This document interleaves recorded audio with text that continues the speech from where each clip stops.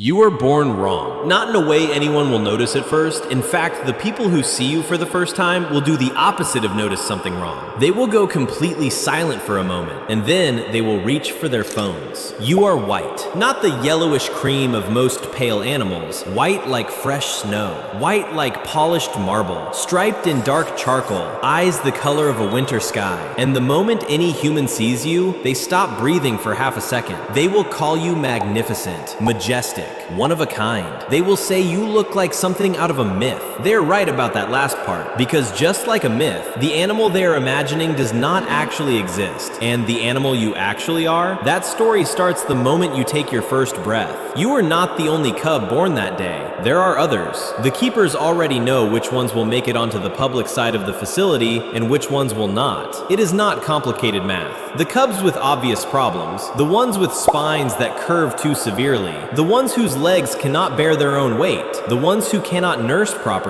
they get noted in the records with careful, neutral language. Non-viable, not suitable for display, humanely managed. They disappear quietly, and no one outside the facility ever knows they existed. You are one of the ones who make it to the display side. You are healthy enough, white enough, striking enough. The problems in your body are real, but they are subtle. The kind that take months or years to fully show themselves. The kind that do not ruin a photograph. You are the lucky one. Try to remember that whenever things get bad. You are maybe 3 weeks old. A handler lifts you off the ground. Warm hands, the wrong smell, not your mother, and holds you up toward a glass wall. On the other side of the glass, something you have no words for. People, dozens of them. They press forward. They make a sound. You have heard your mother's low chuff, the rustle of hay, the hum of the facility's ventilation. This is nothing like any of that. This is noise shaped like excitement, and it is aimed entirely at you. You squint. Your eyes are already doing something that feels strange. A slow side-to-side drift, your head moving with it, your brain trying to lock onto a fixed point and failing. You do not know yet that both of your optic nerves run to the same hemisphere instead of splitting the signals evenly. You do not know that the wiring was wrong from the start. All you know is that the faces behind the glass keep shifting, doubling, refusing to hold still. The handler brings you closer to the glass. The flashes get brighter. From the other side, you look hypnotic. That gentle rocking of your head. Tourists will describe it as meditative, regal, otherworldly. You have never tried to hunt anything, but if you did, if a live animal stood 6 meters in front of you right now, you would most likely misjudge the lunge. A Bengal tiger's whole existence depends on one precise calculation, the exact instant to commit, to cross that distance, to land the strike. Too early and the prey escapes. Too late and the prey escapes. The margin is razor thin, and it depends entirely on the eye's reading distance correctly. Yours cannot do that. Before you have ever eaten a real meal, before you have ever walked further than the length of your enclosure, the thing that makes you a tiger has already been quietly disabled. But you are white, so nobody asks questions about the eyes.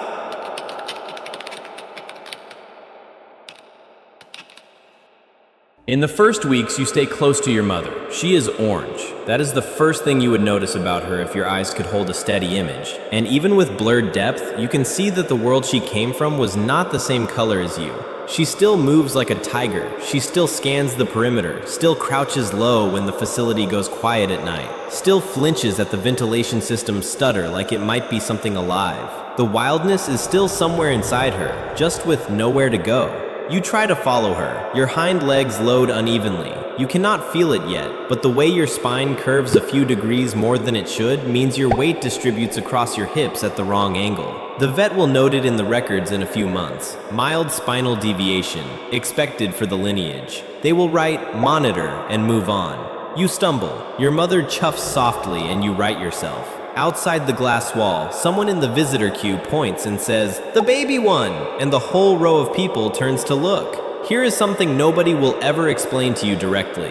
But if you could read the breeding records mounted on the wall outside your enclosure, you would see a name repeating, Mohan. Father, grandfather, great-grandfather, the same name folding back through your family tree like a word someone kept writing over the same line until the paper thinned. Mohan was a white tiger cub found in India in 1951 after his mother was shot by a Maharaja on a hunting trip. The man kept him.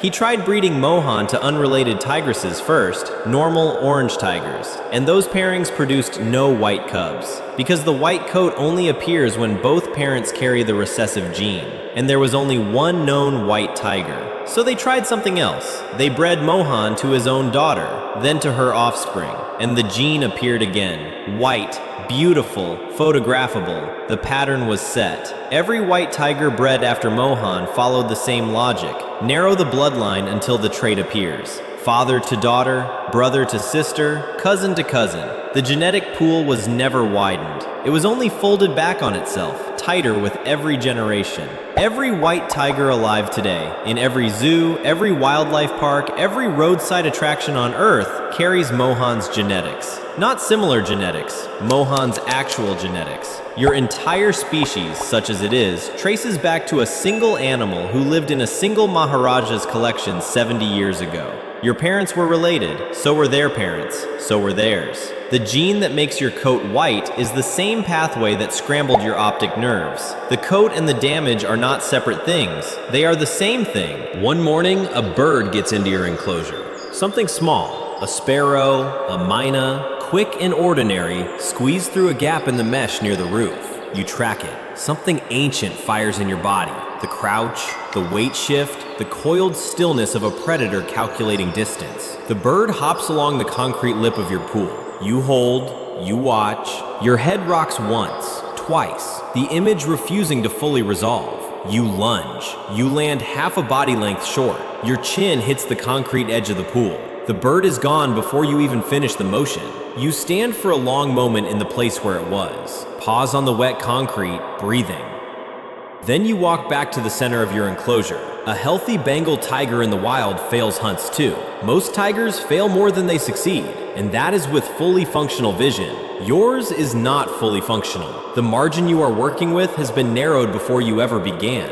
In an hour, the keeper will arrive with your feeding, pre-killed, pre-portioned, drops through a slot in the fence while you watch from 10 feet away. There is nothing to calculate, nothing to stalk, nothing to miss. You were built for a problem that will never be presented to you, and for the one time it was, you missed. They take you from your mother at around 8 weeks. Hand raising makes you calmer around humans. Calmer means easier to manage. Easier to manage means closer to the glass. Closer to the glass means better photographs, higher visitor satisfaction, more revenue. The logic is clean and economic and has absolutely nothing to do with you.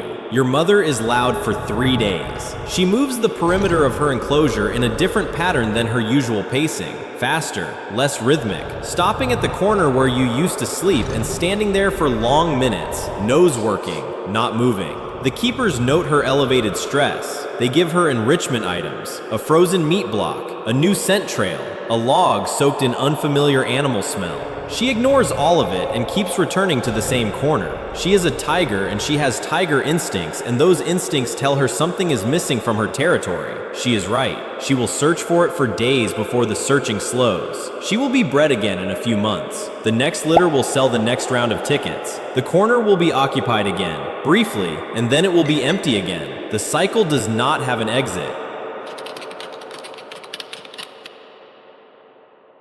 You grow. Your white coat does what it was designed to do. It draws attention. What it was not designed to do is everything else a tiger coat is supposed to do. Orange Bengal tigers disappear into dry grass. They become part of the light and shadow of a forest floor. White does not disappear. White announces. White flashes across a clearing like a signal flare. In the wild, a white tiger would be visible to prey at twice the normal distance. Rivals would spot it across a valley. It would survive exactly as long as its luck held before natural selection quietly removed it from the gene pool. Nature did not want the white coat to persist. Humans found it and decided otherwise. Inside the enclosure, none of this matters. You are not trying to hunt, you are trying to exist. And what existence looks like by the time you are 2 years old is a path. 10 steps, turn. 10 steps, turn. You have worn the ground down. The concrete has a groove now, subtle but real. shaped by your footfall over thousands of repetitions. Your paw pads are cracked at the edges from the rough surface. The nails that used to end in clean curves are blunted from the concrete. You do not pace because you are restless in a simple way. You pace because every instinct in your body says move, cover ground, patrol, mark, search, and those instincts have nowhere to land except this 10-step groove. A Bengal tiger in the wild patrols a territory of up to 40 square miles. It follows scent trails left by other animals. It makes decisions. It has a life that is physically enormous and mentally demanding, where the body and the mind work together on real problems. You have an enclosure smaller than a tennis court and a feeding schedule that never changes. What happens to a mind built for complexity when it is given nothing complex to do? It does this. The same path, worn smooth by its own repetition. The groove is called a stereotypy, a behavior that forms when an animal's environment cannot meet its psychological needs. It is not exercise. It is not play. It is what a broken thermostat looks like when the heat has nowhere to go. From outside the glass, visitors say it looks majestic, like a restless king, like something powerful, barely contained. You walk the same 10 steps so often the ground gives up before you do. At some point, you are moved. Facilities trade and sell animals based on commercial need. Maybe the zoo where you started has acquired a newer white tiger, younger, more photogenic. Maybe a smaller park offered a placement fee. The economics of your existence have never been personal. You are loaded into a transport crate. It smells like disinfectant and something older underneath it. Fear sweat and stress hormones from every animal that made the same journey before you. The crate is bolted shut. The truck moves for hours. When the crate finally opens, the light is wrong. The air is wrong. Different humidity, different food smell, different sounds from whatever neighbors share the building. The new enclosure is smaller than the last one. The floor is a different texture of concrete. You scan the perimeter. Your head rocks as your eyes try to map the new space. There is no scent you recognize anywhere. A Bengal tiger in the wild spends years building an intimate knowledge of its territory. Every trail marker, every seasonal shift in prey movement, every boundary line. It is a life's work. You are starting over in a space that takes 30 seconds to cross. You find the longest straight line available. You start pacing it. This will happen again, maybe more than once. Each time, a new facility, a new enclosure, a new set of sounds at night that your body does not know how to read. Some of these places are better, some are worse. One smells like mildew and the water in the pool has turned a faint green. The visitors at that one stand closer to the glass and take longer to look away, like they cannot quite believe they are seeing something this rare in a place this small. You are always surprising to them. They are never surprising to you. They are just more faces, more flashes, more noise aimed at your coat. The joints start to stiffen somewhere around age 8. The hips have been loading wrong for years and it shows now. Not in any dramatic way, but in the pause. The moment before stepping down from the concrete shelf where you sleep, where you used to drop down without thinking, you now stop. You shift your weight forward, you test the angle, then you step. The vet increases the frequency of visits. The spine note from years ago is reviewed again. There are now follow-up notes.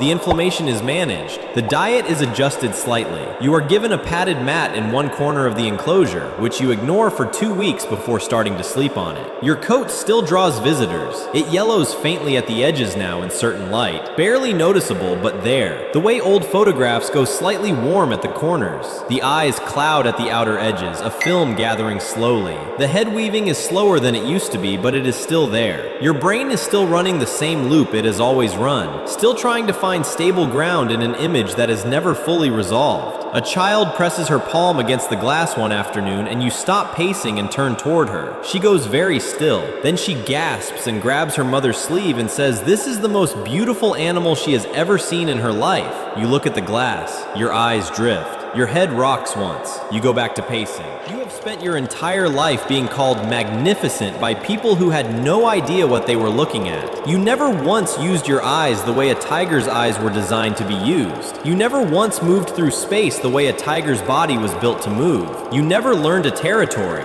You never chose a path. You never successfully hunted anything. You never once lived a single day of the life your instincts were engineered for. What you had was a coat, and the coat did exactly what it was supposed supposed to do. It made people stop. It made them reach for their phones. It made them come back with their children and their grandchildren and pay to stand in front of your glass and feel something they called wonder. You were born looking like a gift, but the coat was never free. It was never natural. It was never a wonder of the wild. It was a price tag, written in the same gene that bent your spine, crossed your eyes, weakened your blood, took you from your mother, and wore a groove into your floor. The people on the other side of the glass got the wonder. You just happened to be the one born to pay for it.